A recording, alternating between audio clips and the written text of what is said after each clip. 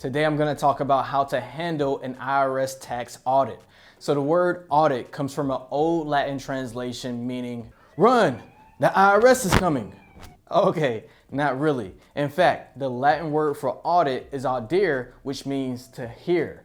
And listen, once you learn how tax audits actually work, then you won't be afraid of them at all. Actually, in some weird way, you may look forward to them. And with the IRS beefing up their staff and reportedly hiring 87,000 new agents, it's very important that you watch this video and learn this information.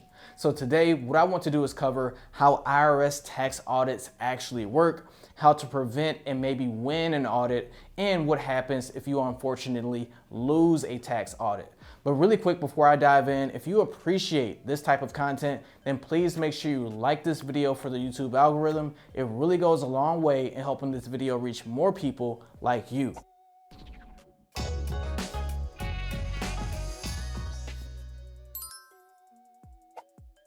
All right, let's go ahead and get started with number one. What is an audit? So it's probably exactly what you think it is. A tax audit is when the IRS does a review of your personal and business finances to make sure you're paying your fair share in taxes. Typically, that means the IRS is going to want to review stuff like your personal information, learning about who you are, your occupation, where you live, and so on. And if you have a business, they'll also want to review your business information, like when you started the company, what type of company you have, and where it's located, just to name a few. They'll also want to review your financial statements and bookkeeping records to make sure you properly reported your income. At the same time, they may take a look at your tax forms that they have on file to make sure you reported them. And of course, the big thing is reviewing your tax deductions and credits to make sure you actually qualify for them. Usually, the primary goal of an IRS tax audit is to ensure two things. Okay, number one, that you are not reporting less income than you actually earned. Or number two, you are not over-reporting the deductible expenses that you have. Because in either case, it would mean that you're reporting less tax liability and you're not paying your fair share in taxes. But if you have all your affairs in proper order, then guess what? An audit is more of an inconvenience than something that you need to be nervous about. Which leads me to number two, what triggers an IRS audit? So it's basically impossible to predict an IRS audit because they can be triggered for three common reasons. Like number one, an automated computer screening, which happens when a tax return falls outside of the norm and flagged for review. And I'll talk about some of these flags in just a second, but first let me give you the second reason that you may get audited, and that is number two, by association. So if your tax return is connected to someone else who is being audited, like a business partner or maybe a business vendor that you have, then you may be audited just by being associated with them. And then lastly, the catch-all is number three, a random selection through the IRS tax system. I know people who file their taxes every year on time and they pay exactly what they owe, but they still end up getting audited. And sometimes it's just bad luck. But other times there are specific triggers such as, failing to report your income that has already been reported to the IRS, like your W-2 income or your 1099 income. Because here's the thing, your income is usually someone else's tax deduction. Let me say that again. Your income is usually someone else's deduction. So let's break that down. Let's say, for example, you have a side hustle and you're getting paid as a contractor. Well, the person or the company that paid you will want to write off that expense on their taxes to legally reduce their taxable income. So that company would then report that contractor expense on their tax return and then issue you a 1099 form with the exact amount that you should have received. So you probably can start to see the dilemma here or the catch here, right? If the IRS sees a payroll or contractor deduction on someone else's tax return, then the IRS would expect to see income on the other return. So it's kind of like one of those check and balance systems. And look, even if you are paid in cash, someone would still likely report and should report that deduction on their tax return. And if the IRS asks, who did you pay, the finger will be pointed back to the contractor or employee. Now, outside of income, other things can raise a red flag and trigger an audit, such as taking a super big tax deduction when you have very little income, misclassifying employees as 1099s when they should be W-2s, and then failing to actually issue out 1099s or W-2s to your employees. However, these things shouldn't be something you need to worry about if you have a great tax accountant that you're working with.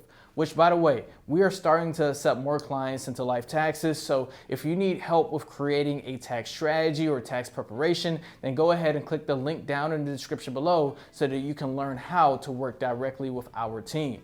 All right, now let's move on to number 3 and talk about the different types of audits. So on TV, when you see IRS audits happening, you'll see a bunch of action-packed stuff going on, like agents raiding someone's home and then pinning the taxpayer on the floor and the accountant booking a trip out to the Cayman Islands. But that's not really how things go down, okay? In real life, audits fit into one of these formats. Number 1, correspondence audits. Okay, this is when the IRS will notify you, usually via a mail letter, not email, and especially not a phone call. Okay, those are scammers. But you'll receive a mail letter and the IRS will share with you exactly what they found. Maybe it is an omission of income or error on your tax return. From there, you have 2 options. You can either A, pay the amount detailed in the letter if you agree that you omitted some type of income or made some type of mistake, or option B, you could dispute it and then provide necessary documentations such as receipts for the income or the breakdown of the deductions. So that's the correspondence audit. The next type of audit is number 2, an office audit. Now, contrary to the movies, this is where the IRS will actually schedule you to interview at their office, asking you some questions about your tax return. And a third popular audit is number 3, a line-by-line audit, which is where the IRS will go through your entire tax return, line by line, and you'll need to provide evidence for each line item. It's almost like you're completely redoing your tax return, but this time you actually need to provide documentation. But again, if you're organized and you have bookkeeping in place and you have your personal and business finances separated, then you'll be able to do this with flying colors. Let's move on to number 4 and talk about how to prevent and win an audit. So it's probably obvious by now that there's actually no way to completely avoid an audit because sometimes it just happens randomly. However, you can dramatically reduce the time spent inside of an audit or the likelihood of it occurring at all by simply reverse engineering exactly what triggers an audit in the first place. So of course, tip number 1 would be make sure you report all your income. Yes, the IRS uses forms like W-2s, 1099s, 1098s to make sure taxpayers report their income. But don't just rely on receiving these in the mail. Actually think about all your activities and all your streams of income because, okay, sometimes mail can get lost or you change addresses, and sometimes the company who are supposed to give you the document fails to do so in a timely manner. And I get it, right? Like, it can be difficult to remember that one side hustle that you did for just 2 months, 1 year and a half ago, but it's still your responsibility, and that is why you must stay organized. Number 2, triple check your tax return. Even if you have a professional tax preparer to handle it for you, because unless your tax accountant has access to all your bank accounts and all your brokerage accounts, only you would know what things may have been missed or potentially what errors have been made.